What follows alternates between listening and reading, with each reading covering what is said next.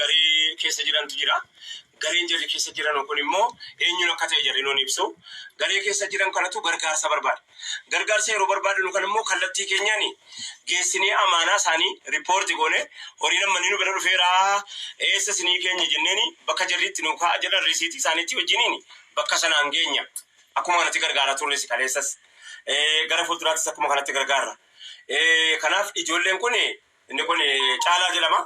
Inni kun Kabbee jedhama. Kabbee bareedduudha haa ta'u.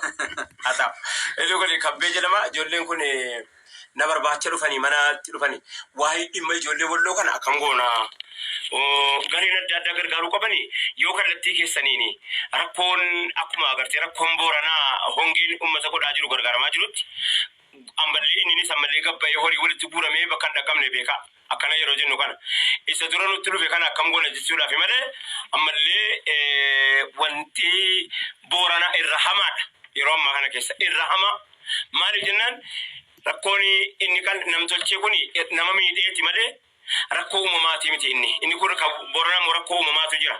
Inni rakkoo namtolchee kun rakkoo lubbuu gaafate rakkoo qabeenya gaafate manneen kumaatamaan manneen gubatee of keessaa qaba.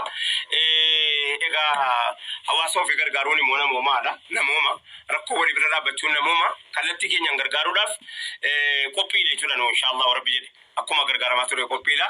Ammoo wanni gootanu mataa nam tokko nama dhuunfaatiin warra agartee waliin qabne warra waliin beekne warra walitti hin jirre wajjin hin jirre yoo ta'e malee namni akka gareetti yoo ta'e maqaa qabaata. Gareen akkanaarraa yeroo dhufe biriin sun lakkoofsa qaba. Biriin lakkoofsa qabu suni wayirrallee bu'uu danda'a. Wayirrallee bu'uu biriin itti kennamu yookaanis immoo daakuutti kenninaa maal binnaa fi reetti tokko binnaa fi immoo yookaanis immoo bishaan dhiyeesse namoo akkam goonaa isa jedhamu yeroo walitti qabamee dhufe gargaara.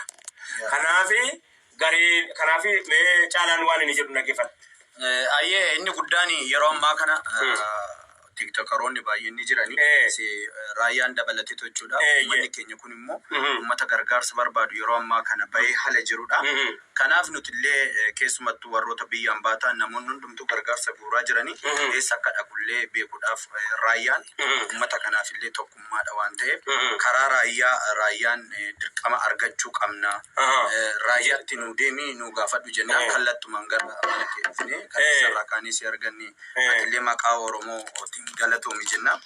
Kanaaf sanaaf nuti illee waan kana raayyaan nama guddaa nama amantiidhaan bulu nama uummata kanaaf quuqama guddaa qabu jedhanii keessattuu ijoolleen dubartoonni an akka hambaa jiran kun egaa keessattuu arabarraallee haa ta'u eessa sanaaf si barbaadanii atillee kanarratti nu dadhabdeetu uummata kanaan gargaarsa kana akka nu geessu. Amma ijoolleen keenya kun mee Kabbee maal jedhu? Ayyee kanumarratti dabalee wanti dubbachuu barbaadu fedhiin namoota adda addaa baay'eetu jira. Nuti garuu har'a kaanee waan kana sin barbaada kan dhufneef namoota baay'eetu akka miidhamarra jiru ni beekna. Kan walloo kun garuu adda ta'e kan nutti mul'ateef maal akka ta'e walloo eessa akka jiru hundumtuu Oromoo hundi quba qaba. Kana waan ta'eef gargaarsa kana immoo gaafa gareen nuti keessa jirru gareen biyya alaa biyya ambaa jiraatan kuni maallaqa kana walitti qabannee kana goone maal goone eenyuun nu barbaachisa eenyutu kana bakkaan nu gaa eenyutu nu ergamuu danda'a jennaan kaleessas dheengaddas raayyaa abbaa machaa uummata Oromoo kanaaf baay'ee gumaacha guddaa gochaa turani.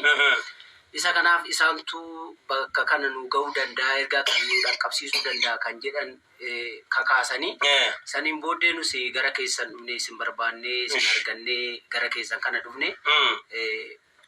Manni walloo kun waan keessa jiru kan hundumtuu quba qabna hundumtuu ni beekna.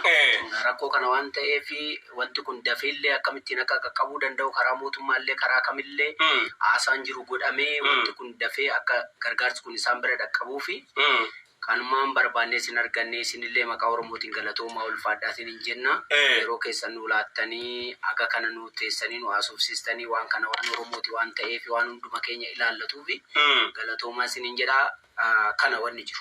Lafa immoo akkaataa gargaarsa kanaatiin wal qabateetu waan si gaafadhu. Akka wantiin kanaaf taa'e ni jira jettanii waa baay'ee isinirraa odeeffannee irra.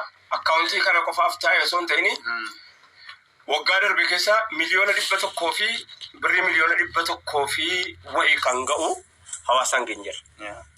Rakkoo uummanni isaa uummata isaatii ergate. akkaawuntii kanaaf taa'e osoo hin ta'ini